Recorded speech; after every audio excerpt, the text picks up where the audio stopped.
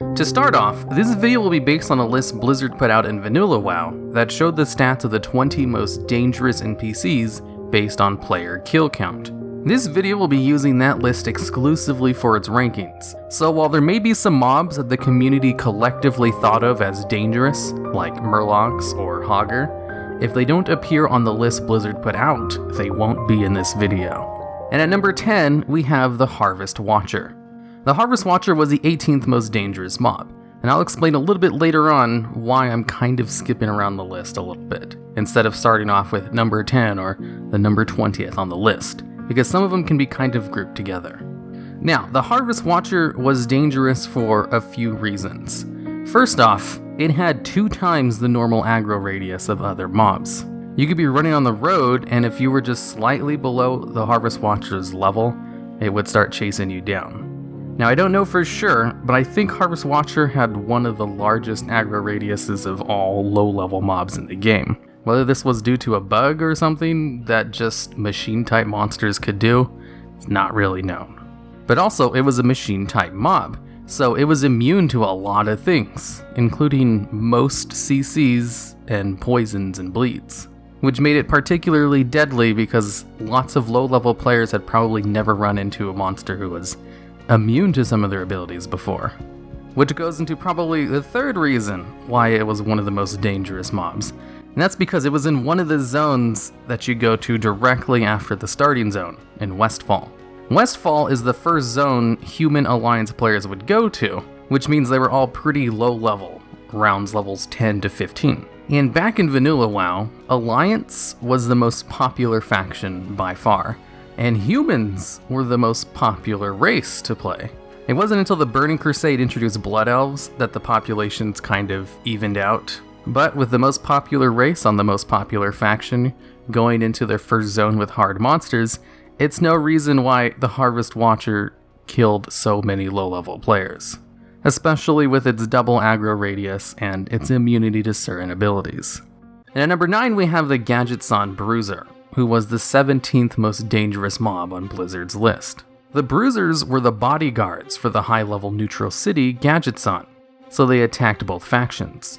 If you attacked someone, if you attacked one of the Bruisers, or if you were just attacked by someone else, the Bruisers would gang up on you and kill you. And since the mobs would root you and swarm, it was really hard to run away from them, so it was basically a guaranteed death. And part of the reason the Gadgetzan Bruisers killed so many people is because for some reason, on PvP servers, a lot of people like to PvP in Tanaris, and Gadgetzan specifically. If you were standing around Gadgetzan and someone attacked you, then the Bruisers would also kill you and the person who attacked you. So it was really easy to grief people. Also, if you were losing a PvP fight out in Tanaris, you could just run to Gadgetzan, and then the Bruisers would kill both of you and you get a nice revenge kill. So the reason Bruisers were so deadly in Vanilla WoW was basically because of World PvP. Number 8, Osirian the Unscarred. Now this guy is just the final boss in AQ20, and what made him particularly deadly was his ease of access for entering it, since AQ20 was a lot more accessible to the average player than AQ40, and kind of a hiccup with one of its earlier mechanics. Osirian would really quickly enter Supreme Mode when the fight started, and in order to dispel Supreme Mode, you need to click on one of the crystals in the room. Except you had to find one of the crystals as soon as you pulled him, so if you couldn't find it quick enough, because they spawned in random locations, he would just gain Supreme Mode and start one-shotting people. Later on they changed the fight, so the first crystal spawned immediately in a fixed location, so you didn't have to search the room for the first one anymore. But before this change, he probably got in a lot of cheap kills. Plus, I've heard reports that I couldn't really confirm that clicking the crystals for this boss fight was sometimes kind of buggy and just didn't work. So that could also have led to his higher than average body count. And also the crystals he spawned just kind of spawned in random locations around the room, so you had to run around and look for them. And I'd assume if you were really unlucky, you wouldn't be able to find them that quickly, or his supreme buff would come back and he would just start killing everyone. Number 7, the Succubus pet. For some reason, the stats tracked the kills of player pets. So Warlock, Succubus, Imp, and Fell Hunters all made spots on the list, which is why I skipped the 19th and 20th spot and started the list off with the Harvest Watcher even though he was 18th, because the Imp and Fellhunter were 19th and 20th on their list. And I thought it just made more sense to group him up with the Succubus, who was number 13th on that list. Now, the reason the Succubus is more popular of a PvP pet, which is what I assume these stats were tracking, is because the Succubus had its charm ability, which did not share a DR with fear. So it allowed warlocks a lot more control with their CC. You could keep someone CC'd for a really long time with just a fear into a charm. Or you could charm someone and then hard cast a really hard-hitting soulfire on them. Now, while the Succubus might have been the most popular of the warlock pets for PvP, the Imp and the Fellhunter weren't that bad either. Number 6, the Stormpike Bowman and Defender, who came in at number 7th and 8th on Blizzard's list. Now, another big reason I kind of skipped a lot of parts when making this list is because about half of the NPCs on this list are NPCs from Alterac Valley. And by removing half of them, I actually kind of got a top 10 list, and this is why it's not a top 20 video.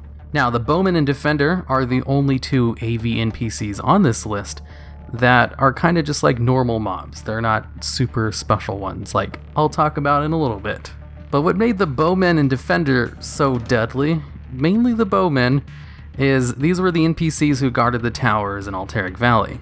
The Defenders were just the ground troops, and the Bowmen were the real dangerous ones. You see, the way the Alliance towers are designed makes them harder to capture than the Horde towers.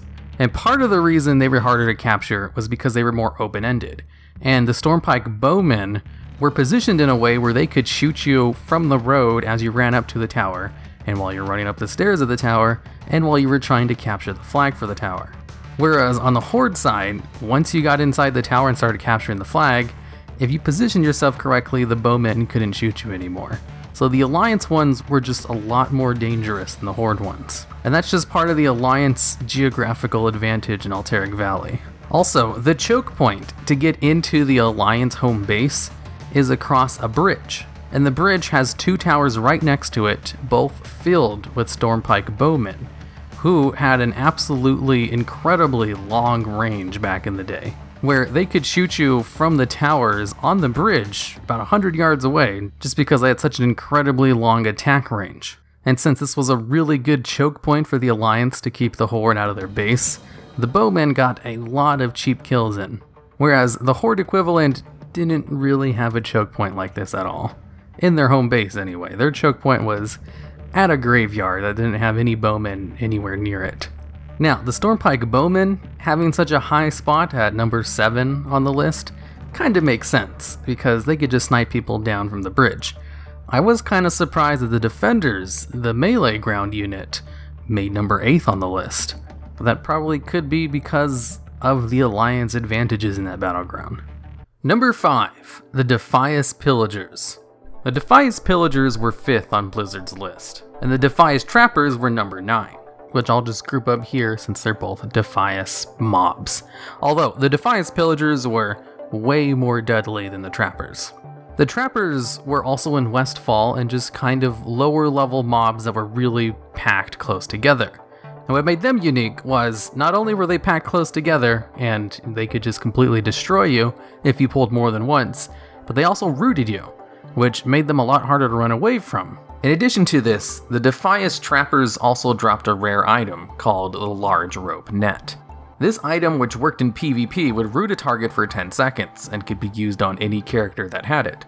And the Defias Trappers were the easiest mob to farm them from, but the Pillagers were the real threats. And since these were some of the first caster mobs that low-level players ran into, they didn't really have any experience with dealing with the fact that they couldn't just run away from them, because they could just fireball them from 40 yards away.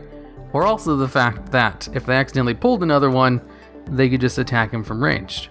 And the Defias Pillagers were clumped really close together as well. It was really hard to just pull one on their own unless you were just kind of picking them off at the edges of the town where they spawned. And since the Pillagers both hit really hard, and were always paired up with other Pillagers close by, and Defias Looters, who had this really great distinction of being a low-level mob that really loved to disarm you, which just made them even more deadly to any class that relied on their weapons. And to add to the fact that they're also humanoid mobs, which means they ran when they were low on health, so they would just pull more looters and pillagers that were packed in close nearby. And like I mentioned with the Harvester earlier on in the list, these were all in Westfall, one of the most populated low-level zones because, well, it was the human zone, and humans were the most popular race in Vanilla WoW.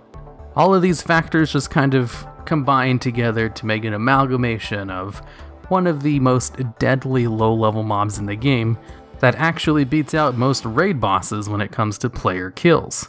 Number 4, the War Masters in Alterac Valley. The War Masters are all going to be clumped up together because they collectively take up number 16th, 12th, 11th, 10th, 6th, and 4th on Blizzard's 20 list.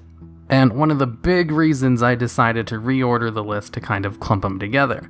And instead, I decided if I was going to clump up these NPCs together, I was just going to take whichever one was highest on the list and use that to place them on my list. So since one of the War Masters made number 4 on the list, they're making it on a high spot on my list as well. Now, the War Masters are just the NPCs who accompany the General in Alterac Valley, and hit really hard as well, and either exist or disappear depending on how many towers you control. And because they fought alongside the generals, they got tons of kills in, which I'll get into a little bit more when I cover the number 1 spot on this list. Number 3, Onyxia.